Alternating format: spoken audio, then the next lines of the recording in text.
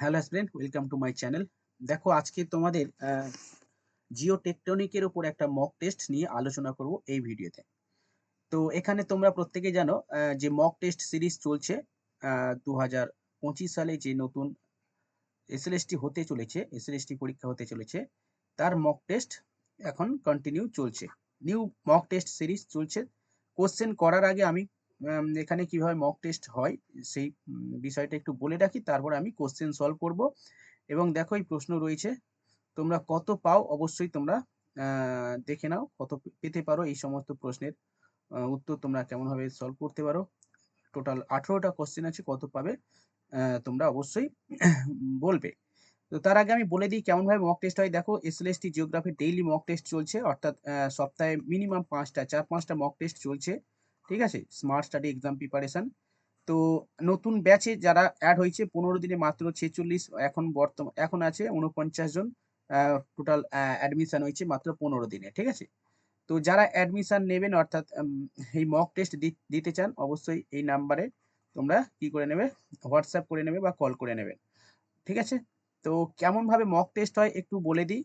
প্রথমত ভূগোলের প্রতিটা বিষয় ভিত্তিক মক টেস্ট হবে, অর্থাৎ রুটিন অনুযায়ী সপ্তাহে অন্তত 4 থেকে 5টা।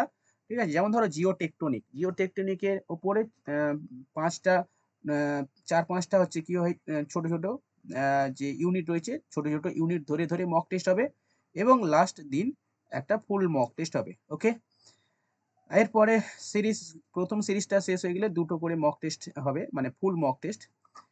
উইকলি 2 দিন ক্লাস হবে, এবং টপিক ধরে ধরে নোটস তো দেওয়া হবে, উইকলি রুটিন দেওয়া হবে। মক টেস্ট 8টা কিংবা 10টায়, যখন ক্লাস হবে না তখন 8টাতে, আর যেদিন ক্লাস থাকবে সেদিন 10টাতে মক টেস্ট হবে। ওকে, এবং 2 ঘন্টা পরে রেজাল্ট দেওয়া হবে। এরকমভাবে প্রতিটা দিন এরকমভাবে নির্দিষ্ট টপিক ওয়াইজ কি হবে, মক টেস্ট হচ্ছে। এবং প্রতিদিন পেড ব্যাচে বিভিন্ন ধরনের গভর্নমেন্ট, সেন্ট্রাল এবং স্টেট গভর্নমেন্টের বিভিন্ন ধরনের পরীক্ষাতে আসা এমসিকিউ সলভ হচ্ছে পোলের মাধ্যমে। ওকে, অবশ্যই যারা ইন্টারেস্টেড এই নাম্বারে অথবা এই নাম্বারে যোগাযোগ করে নেবেন। ওকে, বা হোয়াটসঅ্যাপ নাম্বার এখানে টেলিগ্রামে দিয়ে দেওয়া হবে, ডেসক্রিপশনে দেওয়া হবে, একটু ওখান থেকে অ্যাড হয়ে যাবেন। আর নতুন যে পরীক্ষা হতে চলেছে, সেই নতুন পরীক্ষাতে শোনা যাচ্ছে যে পিটি পরীক্ষা হবে, অর্থাৎ প্রিলিমিনারি টেস্ট হবে। যদি এটাই হয় তবে অবশ্যই কোনো অসুবিধা নেই। প্রিপারেশন চলছে আমাদের এখানে, ডাব্লিউবিসিএস এর প্রিপারেশন চলছে 2020 থেকে। এখন প্রায় 50 জন স্টুডেন্ট কি হচ্ছে প্রিপারেশন নিচ্ছে। ডেইলি ক্লাস হয় এবং হচ্ছে মক টেস্ট হয়। ঠিক আছে, চলো এবার প্রশ্ন শুরু করি। প্রথম প্রশ্ন, জিওসিনক্লাইন কথাটি উপস্থাপন করেন কে? অর্থাৎ প্রথম জিওসিনক্লাইন কথাটা প্রথম উপস্থাপন করেন কে? তোমরা অবশ্যই উত্তর দেবে, কে কত পাচ্ছ অবশ্যই দেখে নেবে। ওকে, কোবার, জেমস হল এবং ডানা, না সেলবি, না সুচার? সঠিক উত্তর হবে সেলবি। সঠিক উত্তর হবে সেলবি। তোমরা প্রত্যেকে কত পাচ্ছ অবশ্যই দেখে নাও। সেকেন্ড প্রশ্ন, কি বলছে, বিশ্বের বৃহত্তম জ্বালামুখীর নাম কি? বিশ্বের বৃহত্তম জ্বালামুখীর নাম কি? কি হবে সঠিক উত্তর? হাওয়াই, টোবা, নাকি আকাঙ্গাগুয়া, নাকি আনিয়াচক? সঠিক উত্তর হবে আনিয়াচক। ওকে, এটাই হবে সঠিক উত্তর, আনিয়াচক সঠিক উত্তর। নেক্সট,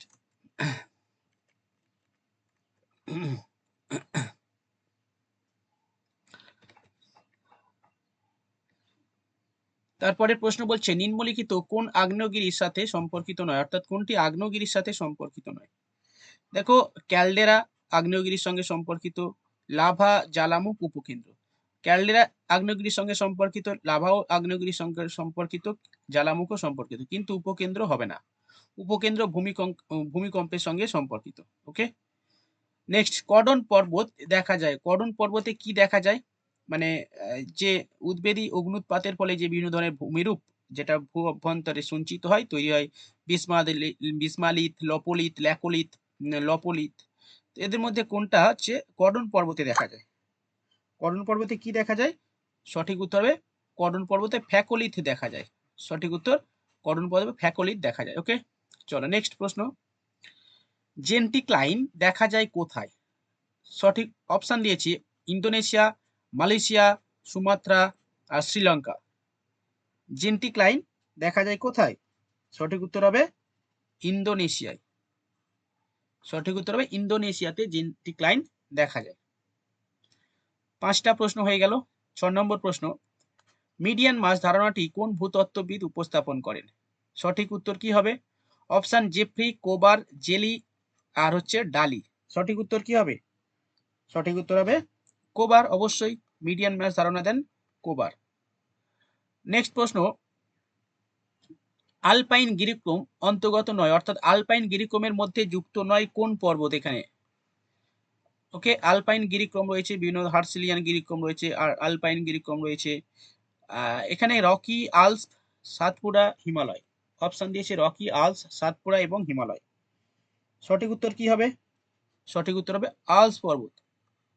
আলস পর্বত হচ্ছে আলপিয়ান গিরিক্রমে অন্তর্ভুক্ত নয়, বাকি সবই রকি, সাতপুরা, হিমালয় এরা সবই আলস গিরিক্রমের অন্তর্ভুক্ত নয়, অন্তর্ভুক্ত, কেবলমাত্র আলস অন্তর্ভুক্ত নয়। সঠিক উত্তর হবে আলস। নেক্সট, হিন্দি পর্বতে দেখা যায় কি দেখা যায়? আচ্ছা, হিন্দি পর্বতে ল্যাকোলিথ দেখা যায়, এখানে ট্রু বলছে না ফলস, কি হবে? অবশ্যই সঠিক উত্তর ট্রু হবে, হিন্দি পর্বতে ল্যাকোলিথ দেখা যায়। নেক্সট 9 নম্বর প্রশ্ন, জিওসিন অ্যাক্টিভ ধারণা, এটা জিওসিনক্লাইন হবে, এটা জিওসিনক্লাইন ধারণা কে দেন? সঠিক উত্তর হবে হল এবং ডানা। আচ্ছা, নেক্সট প্রশ্ন, পর্বত গঠনে তাপীয় সংকোচন মতবাদের প্রবক্তা কি? দেখো, তাপীয় সংকোচন মতের প্রবক্তা কি? এখানে অপশন আছে জেফ্রি, কোবার, জেলি, আর্থার হোমস। সঠিক উত্তর হবে কি? সঠিক উত্তর হবে জেফ্রি। তাপীয় সংকোচনবাদের প্রবক্তা জেফ্রি। 10টা প্রশ্ন হয়ে গেল। কত পাচ্ছ অবশ্যই তোমরা দেখে নেবে, প্রশ্নের মান কেমন অবশ্যই তোমরা পরীক্ষা দেওয়ার পরে বুঝতে পারবে। সর্বনিম্ন পরিমাণে সিলিকা সমন্বিত আগ্নেয় শিলাকে কি বলা হয়? অর্থাৎ সব থেকে কম সিলিকা থাকে কোথায়? ক্ষারকীয় শিলা, অতি ক্ষারকীয়, পাইরাইট না আম্বিক? সঠিক উত্তর কি হবে? অতি ক্ষারকীয় শিলায় আম্বিক। ঠিক আছে, সব থেকে কম দেখা যায়, অতি ক্ষারকীয় সিলিকার পরিমাণ সব থেকে কম থাকে অতি ক্ষারকীয় শিলায়। ঠিক আছে, নেক্সট, 4 থেকে 64 মিমি অসংখ্য ক্ষুদ্রযুক্ত পাইরোক্লাস্টকে কি বলা হয়? ল্যাপিলি, সিন্ডার, স্কোরিয়া না পিউমিস? 4 থেকে 64 মিমি ব্যাসের যে পাইরোক্লাস্ট তাকে সিন্ডারকে কি বলা হয়? পাইরোক্লাস্টকে কি বলা হয়? সঠিক উত্তর হবে ল্যাপিলি। সঠিক উত্তর হবে ল্যাপিলি। নেক্সট প্রশ্ন, পাকানো দড়ির মতো সাজানো লাভাকে দেখা যায় কোথায়? পা হো হো না বোধ? সঠিক উত্তর হবে পা হো হো। পা হো হো লাভা ক্ষারকীয় লাভা, সেইখানে কি হচ্ছে, এখানে অনেক দূর চলে যায়। ঠিক আছে, সেটা হচ্ছে পাকানো দড়ির মতো দেখতে হয়, পা হো হো লাভা। 14 নম্বর প্রশ্ন, হিন্টারল্যান্ড ও ফোরল্যান্ড ধারণা উপস্থাপন করেন কে? সঠিক উত্তর হবে আর্কল্যান্ড। ওকে, আর্গান্ড। সঠিক হবে আর্গান্ড। আর্গান্ড হিন্টারল্যান্ড এবং ফোরল্যান্ডে ধারণা দেন। নেক্সট, হার্সিনিয়ান গিরিক্রমের অন্তর্গত কোনটি? রকি, সাতপুরা, ইউরাল এবং আরাবল্লী। হার্সিয়ান গিরিক্রমের অন্তর্ভুক্ত কোনটি? সঠিক উত্তর হবে ইউরাল।